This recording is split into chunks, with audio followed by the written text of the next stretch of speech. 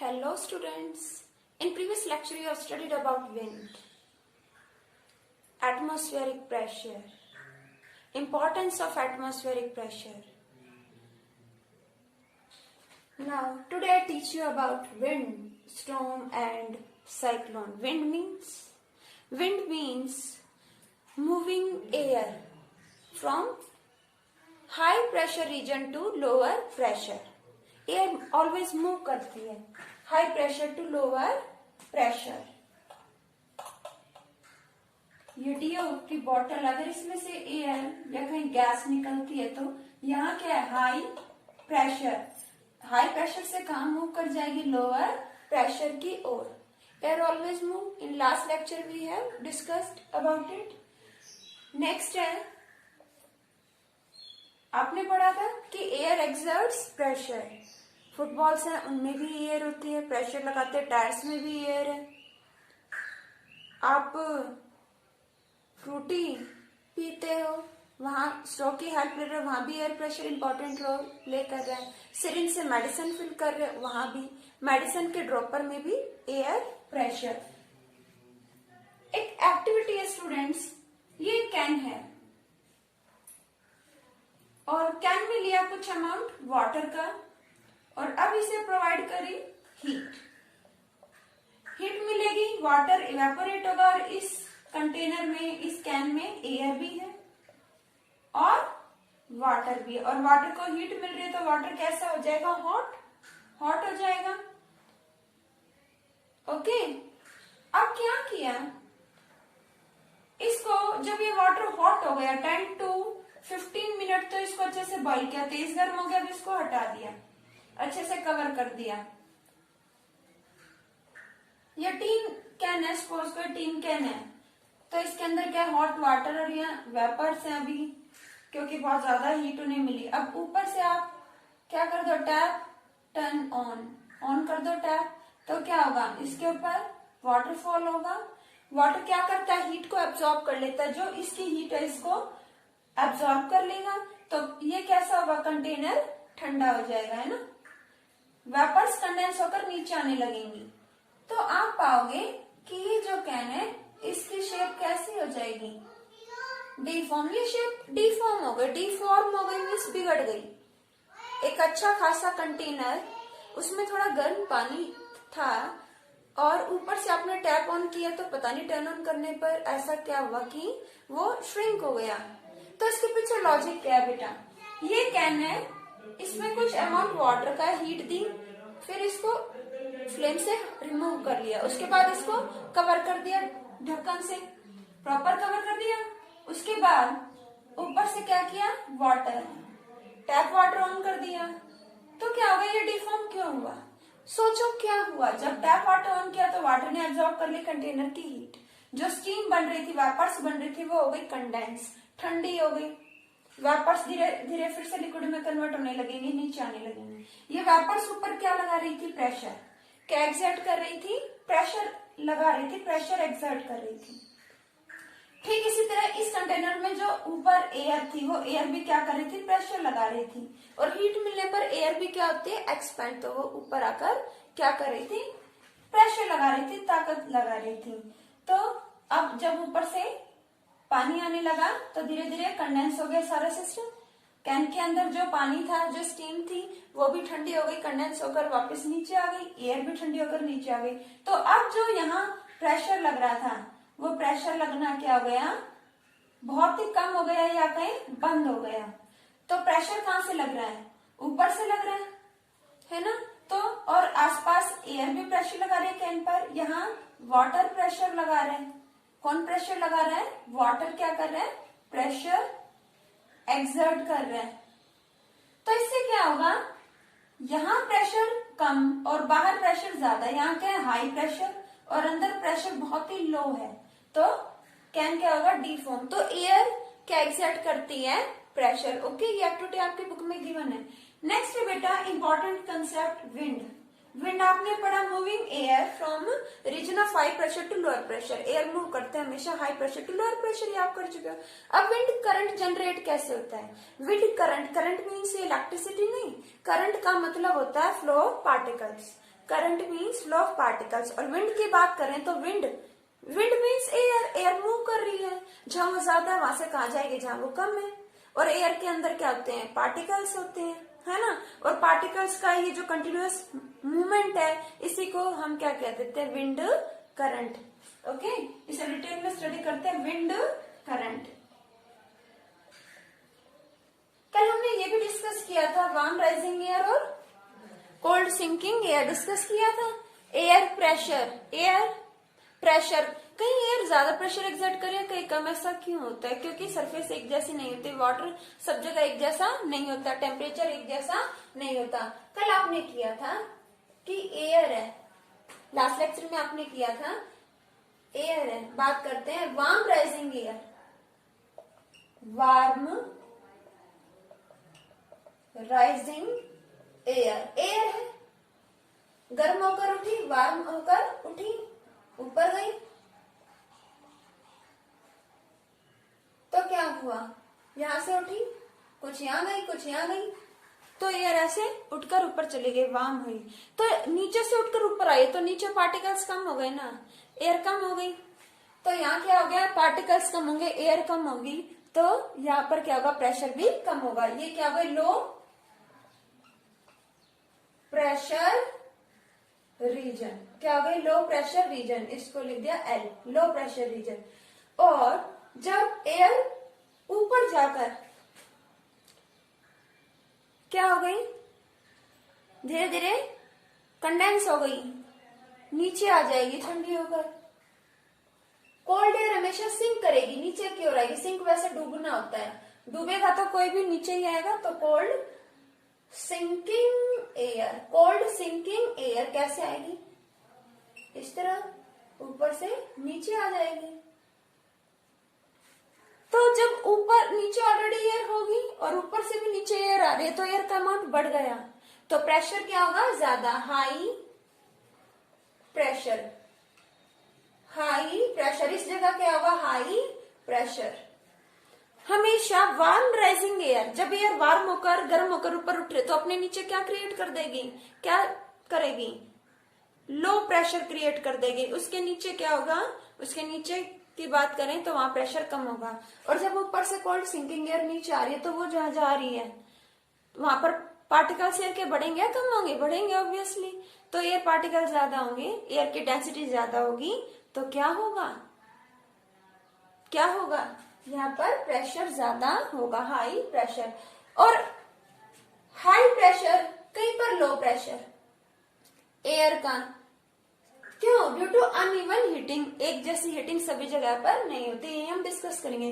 Wind current means movement of air, cyclic movement of air from region of high pressure to lower pressure. Air high pressure से lower pressure की ओर तो move करती ही है, जहां heat मिलेगी, ये भी आपने किया था, air expends on heating, heat मिलेगी तो एयर क्या होगी, एक्सपैंड होगी, हल्की हो जाएगी तो ऊपर की ओर जाएगी।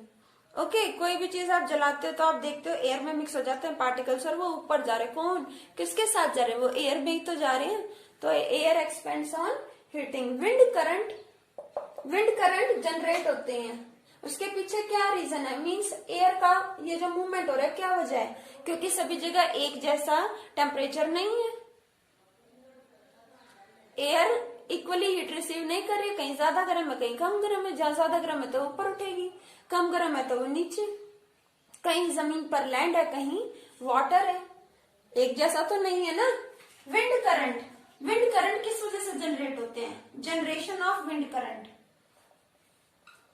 Factors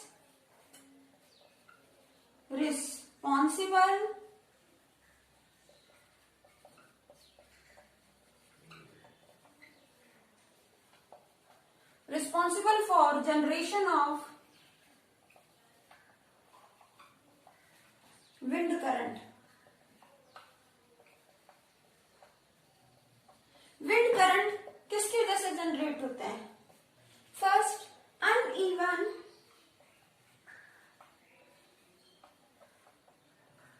heating of land and water, land और वाटर की अनइवन हीटिंग की वजह से, अनइवन, इवन मीन्स एक जैसा, अनइवन मीन्स एक जैसा नहीं।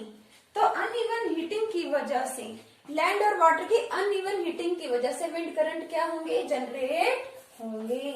मीन्स विंड मूव करेगी, हवा मूव करेगी एक जगह से दूसरी जगह। एक जगह है लैंड, ओके, और दूसरी ओर वाटर, सी। लैंड में क्या होती है, सोइल, और सी में क्या है, वाटर, है ना। ये आपने किया हुआ लैंड ब्रिज और सी ब्रिज इन समर। गर्मियों में क्या होता है, समर सीजन में क्या होगा, जो सोइल है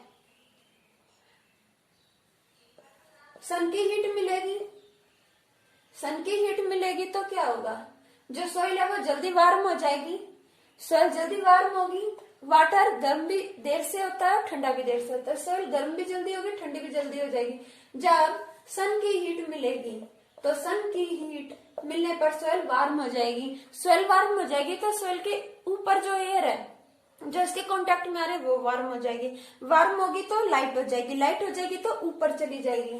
तो क्या होगा, वार्म एयर क्या होगी, ऊपर उठेगी, राइज करेगी, ऊपर उठेगी, मूव करेगी किसी की ओर, सी की ओर मूव करेगी। अब जब एयर यहाँ से उठ रही है और सी की ओर जा रही है तो यहाँ की एयर, यहाँ तो स्पेस बच गया है और ये स्पेस ऑक्यूपाई हो जाएगा, आसपास जो एयर है वो इस स्पेस को ऑक्यूपाई कर लेगी। जब वार्म एयर यहाँ से उठेगी, वार्म एयर गर्म हवा लैंड से उठेगी डे टाइम में, समर में डे टाइम की बात कर रहे हैं हम, और भी ज्यादा गर्मी होगी, ज्यादा टेम्परेचर होगा, डे टाइम में क्या होगा, वार्म एयर ऊपर की ओर उठेगी तो नीचे क्या क्रिएट हो गया, लो प्रेशर, एयर का लो प्रेशर। अब वार्म एयर उठेगी, सी की ओर जाएगी और सी की ओर से, सी वाटर बॉडी, वाटर है, ठंडा है, जल्दी से गर्म नहीं होगा, तो यहाँ से कोल्ड एयर, यहाँ से कोल्ड एयर, यहाँ वार्म एयर और यहाँ से कोल्ड एयर जाएगी लैंड की ओर। कोल्ड एयर जहां से आ रही है वही ब्रिज होगा। अगर सी से आ रही है आपने किया तो सी ब्रिज, और लैंड से आ रही है तो लैंड ब्रिज। यहाँ पर क्या है, सी ब्रिज, ब्रिज मीन्स ठंडी ठंडी हवा, ब्रिज मीन्स ठंडी हवा, और वो ठंडी हवा सी से आ रही है तो सी ब्रिज, और लैंड से आ रही है तो लैंड ब्रिज। लैंड ब्रिज इसका अपोजिट है, ठंडी ठंडी हवा सी से आ रही है तो सी ब्रिज, और अगर लैंड से आ रही है नाइट में कहां से आएगी, लैंड से, तो हो जाएगा लैंड ब्रिज। ओके, तो आपने यहाँ क्या फैक्टर माइंड में रखना है कि लैंड और वाटर की अनइवन हीटिंग, या फिर लैंड और सी कह सकते हैं, uneven heating of land and sea, sea और लैंड की अनइवन हीटिंग, जगह जगह वाटर बॉडीज है तो डे टाइम में ये जल्दी गर्म होंगे as compare to water bodies, तो यहाँ की एयर गर्म होकर इन वाटर बॉडीज की ओर जाएगी और वाटर बॉडीज की कोल्ड एयर इनकी ओर। तो ये क्या हो गया, ये क्या हो गया, एयर की साइकिल हो गई, एयर का मूवमेंट, यहाँ की एयर यहाँ और यहाँ की एयर यहाँ। जब यहाँ से एयर यहाँ आएगी तो यहाँ पर अगेन क्या हो जाएगा, हाई प्रेशर हो जाएगा, फिर यहाँ से एयर गर्म होकर उठेगी तो फिर से नीचे लो प्रेशर रह जाएगा, फिर यहाँ से एयर आएगी तो फिर यहाँ हाई प्रेशर, और जब यहाँ से एयर उठ के आ रही है तो यहाँ क्या होगा, लो प्रेशर, लेकिन यहाँ की एयर जब यहाँ आएगी तो फिर से हाई प्रेशर, जहाँ एयर आएगी वहां प्रेशर बढ़ जाएगा और जहां से एयर चली जाएगी वहां पर प्रेशर कम हो जाएगा। सीधी सी बात है, एयर जा रही है तो जहां से वो जा रही है वहां पे प्रेशर कम हो गया, और जहां वो जा रही है वहां पर प्रेशर बढ़ गया, जहां जा रही है वहां प्रेशर बढ़ गया और जहां से आ रही है वहां पर कम हो गया। तो uneven heating of land and sea, land और सी की एक जैसी हीटिंग नहीं होती है ना, कहीं लैंड है कहीं सी है, तो कहीं टेम्परेचर ज्यादा कहीं कम, तो लैंड की ओर से डे टाइम में गर्म हवा उठ कर आएगी सी की ओर, और सी से वाटर बॉडी से ठंडी ठंडी हवा आती है लैंड की ओर। तो ये जो एयर का साइकिल चल रहा, साइक्लिक मूवमेंट है, इसे हम, यहाँ सी ब्रिज है और इसका अपोजिट होता है लैंड ब्रिज। सी ब्रिज में सी की ओर से ठंडी ठंडी हवा आती है, तो अनइवन हीटिंग होती है लैंड एंड सी की, इसलिए विंड करंट मीन्स विंड का मूवमेंट, हवा का मूवमेंट, ये साइकिल चलती रहती है। हॉट एयर उठी तो उस जगह कोल्ड एयर आ गई, वो कोल्ड एयर गर्म हुई वो ऊपर उठी, ठीक है, वो यहाँ आ गई, यहाँ से एयर, तो ये साइकिल चलती रहेगी। This cyclic movement of wind is called wind current. Cyclic movement of wind is called wind current. लिख देते हैं साइक्लिक मूवमेंट, विंड करंट यानी साइक्लिक, यानी साइकिल में साइकिल चल रही, cyclic movement of wind, cyclic movement of wind is called wind current. Okay, next is uneven heating, uneven heating between land and equator। Land और equator के uneven heating between poles and equator. Poles और equator के बीच में क्या होते हैं? Uneven heating, poles और इक्वेटर।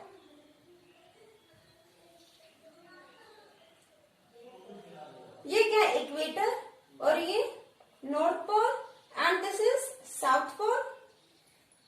इक्वेटर क्या रिसीव करता है? ऐसी पोजीशन है इसकी कि ये सन से ज्यादा अमाउंट में हीट रिसीव करेगा। इक्वेटर पर क्या होगी? हीट होगी मोर, ज्यादा अमाउंट में होगी। और यहाँ पर हीट बहुत ही कम होगी, यहाँ पर लेस हीट होगी, लेस हीट। तो north pole and south pole, poles कैसे होते हैं? कोल्ड। यहाँ का क्लाइमेट कैसा होता है? कोल्ड। और इक्वेटर कैसा होता है? हॉट। और इक्वेटर के आसपास की जो रीजन है वो भी कैसी होती है? हॉट। ओके, ये क्या है? लैटिट्यूड बेल्ट भी बोलते हैं इसको, लैटिट्यूड बेल्ट। ये बेटा ये लैटिट्यूड है, लैटिट्यूड का मतलब है एंगल, एंगल होता है यहाँ 0 से 90, ये 0 है, यहाँ से पोल की और 90, 0, सपोज 30, 60, 90,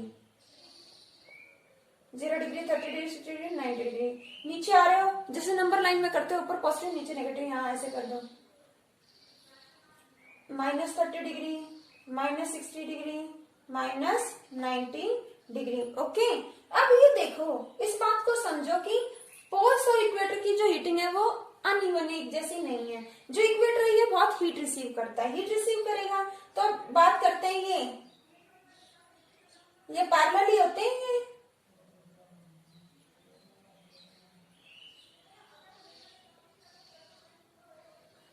इक्वेटर की ओर से एयर वार्म होगी और कहां जाएगी? पोल्स की ओर। ऐसे ही यहां से इक्वेटर से उठेगी और कहां जाएगी? पोल्स की ओर, वार्म एयर।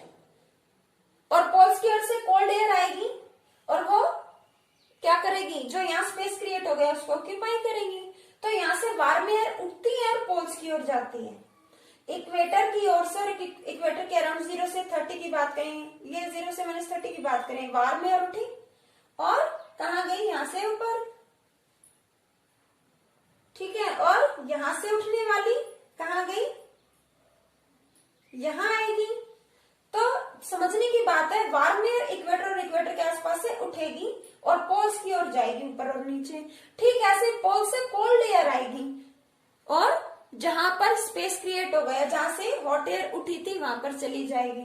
तो ये एयर का, जैसे इक्वेटर के आसपास से हॉट एयर यहां गई, पोल्स की ओर हॉट एयर, और पोल्स की ओर से आई कोल्ड एयर। सेम ऐसे यहाँ हॉट एयर यहां से आई और कोल्ड एयर यहां से यहां गई। तो ये जो एयर की साइक्लिक मूवमेंट हो रही है, इसको ऐसे दिखा देते हैं, साइकिल दिख जाएगी आपको, साइक्लिक मूवमेंट हो रही है। ये क्या है? Wind current. तो पोल्स और इक्वेटर एक जैसे हीट रिसीव नहीं करते, तो इसीलिए क्या जनरेट हुआ? Wind current, due to uneven heating between the poles and equator. Equator और पोल्स, इक्वेटर और पोल्स ही नहीं, इनके बीच की जो रीजन है, इनके बीच की जो भी जगह है या जो भी कंट्रीज हैं, क्या सबका टेम्परेचर एक जैसा है? नहीं। एक और इम्पोर्टेंट फैक्टर है rotation of the earth about its axis.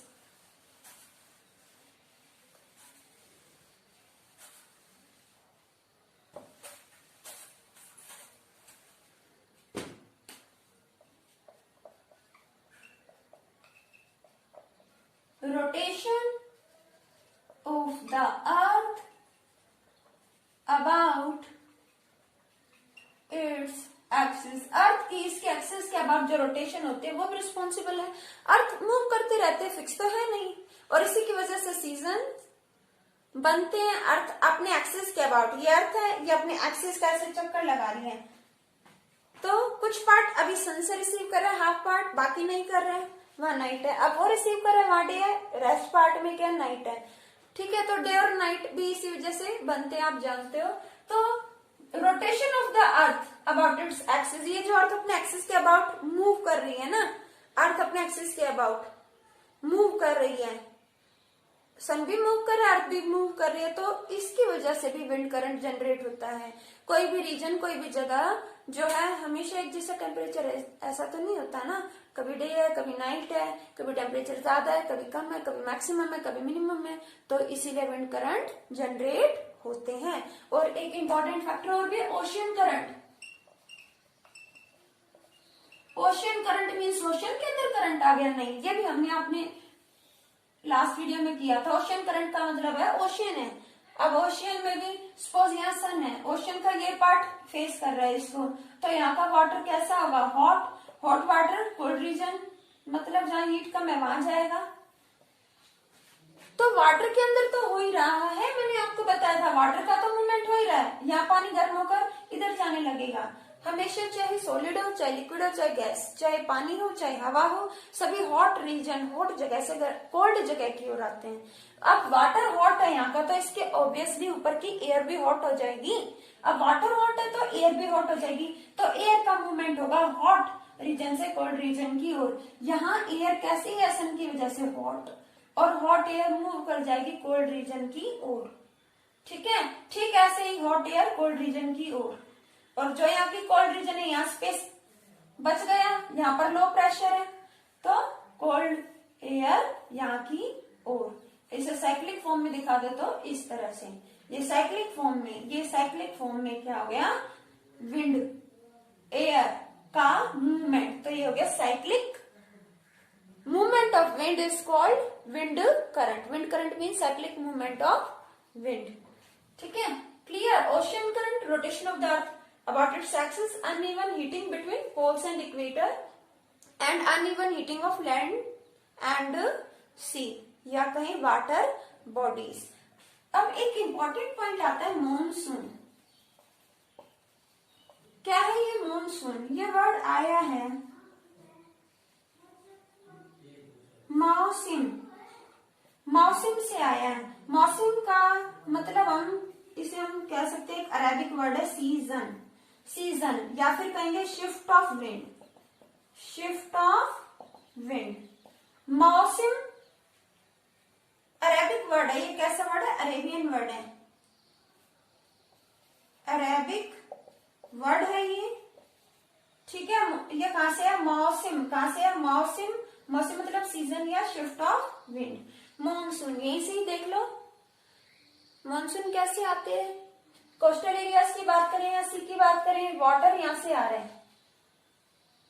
ये इंडिया का है लोअर पार्ट, हमारे इंडिया का कोस्टल एरियाज है, यहां से उठने वाली विंड, उसमें क्या होगा, मॉइस्चर, विंड एयर उठ रही है यहाँ से, एयर में क्या है, मॉइस्चर, मॉइस्चर मीन्स वाटर, तो वो क्या लेकर आएगी यहाँ पर, रेन, बारिश लेकर आएगी। ठीक है, ऐसे सी से आने वाली जो विंड है उसमें मॉइस्चर है, वो क्या लेकर आएगी, बारिश। स्पेशली समर में होता है ना ऐसा, टेम्परेचर ज्यादा हो जाता है, एयर वार्म हो रही है, उठ रही है, तो वाटर भी तो इवेपोरेट करेगा, और वाटर इवेपोरेट होके किस में जाएगा, एयर में। ठीक है, और जब हॉट रीजन से कोल्ड रीजन की ओर जाएगा तो वो धीरे धीरे अपनी हीट लूज कर देगा, वो कंडेंस होने लगेगा, क्लाउड फॉर्मेशन होगी, और रिजल्ट क्या होगा, रेन फॉल। तो और मानसून होगी तो हमारे स्पेशली इंडिया में कोस्टल एरियाज हैं, ईस्ट में, वेस्ट में, तो सभी मानसून पर अपने क्रॉप्स प्रोडक्शन के लिए उन पर डिपेंड करते हैं। प्लांट्स हैं, उनकी काफी अच्छी ग्रोथ होती है मानसून सीजन में। ठीक है, अच्छे से इरिगेशन हो जाती है। तो मानसून का मतलब है कि समर की बात करते हैं, जब हाई टेम्परेचर है तो जो भी वाटर बॉडीज हैं, या हमारी अर्थ की बात करें जो कोस्टल ईस्ट और वेस्ट जो कोस्टल एरियाज हैं, जो कोस्टल रीजन है, रीजन मीन्स जगह, समुद्र तट के आसपास की जो ये जगह है, जो हमारे रीजन है, यहाँ पर क्या होता है, यहाँ पे रेनफॉल होगा, यहाँ की वजह से यहाँ पर भी होता है। ये लेकर आते लेकिन धीरे धीरे यहाँ कम होने लगता है, इनलैंड की ओर आएंगे तो कम होने लगेगा। ओके।